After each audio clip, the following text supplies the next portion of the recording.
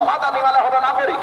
হুজুর বললেন আসো সকল ধর্মকে নাগরিকতা দেওয়া হবে, কারণ নাগরিকতা কেড়ে নেওয়া হবে না, এনআরসি করে কাউকে বের করে দেওয়া হবে না। হযরত মুহাম্মদ সাল্লাল্লাহু আলাইহি ওয়াসাল্লাম সকলকে নাগরিকতা দিয়েছেন, এনআরসি করেননি। আসো ইহুদি তুমিও মাদানী, তুমিও নাগরিক, তুমিও মদিনাবাসী। ইসলাম দুনিয়া আসো তুমিও মাদানী, তুমিও মদিনাবাসী, তুমিও নাগরিক। মাদানী মানে হলো নাগরিক, মদিনা মানে হলো নগর। যারা তোমরা দেব দেবীর পূজা করো তোমরা আসো, তোমরা এখানে দেশে থাকতে পারবে, তোমরা পুঁজিবাদ করবে, তোমরা তোমাদের যেমন পূজাবাদ হয় পূজাবাদ করবে, তোমাকে নাগরিকতা দেওয়া হবে। সর্বপ্রথম যিনি গণতন্ত্র রাষ্ট্র কায়েম করেছেন তার নাম হলো হযরত মুহাম্মদ সাল্লাল্লাহু আলাইহি ওয়াসাল্লাম। আপনাকে বড় বলে সেই বড় নয়, লোকে লেখে বড় বলে সেই বড় হয়।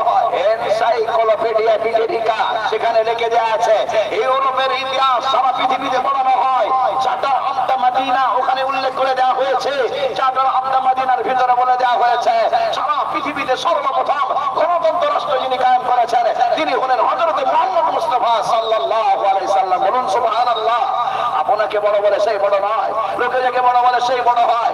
আমার রাসূল সাল্লাল্লাহু আলাইহি সাল্লাম পৃথিবীতে সর্বপ্রথম সভ্যতা গণতন্ত্রতা কায়েম করে গণতন্ত্র রাষ্ট্র কায়েম করেছেন। ওই রাষ্ট্রটার নাম হলো মদিনা। মদিনা মানে হলো রাষ্ট্র, নগর, আর মাদানী মানে হলো নাগরিক। চার ধর্মের মানুষকে এনে তিনি নগর কায়েম করেছেন। তিনি বলেছেন যে যা ধর্ম পালন করবে, লা ইকরাহা ফিদ্দীন, কোরআনে বলে দেওয়া হয়েছে কারো ধর্মের উপরে আঘাত করা হবে না। লাকুম দীনুকুম ওয়ালিয়া দীন, তুমি তোমার ধর্ম করবে, আমি আমার ধর্ম করব। কিন্তু আমরা দেশ রক্ষা করার জন্য আমাদের ধর্মের পরিচয় হবে না, আমি মুসলমান তুমি হিন্দু এটা হবে না। আমরা সকলেই ভারতীয়।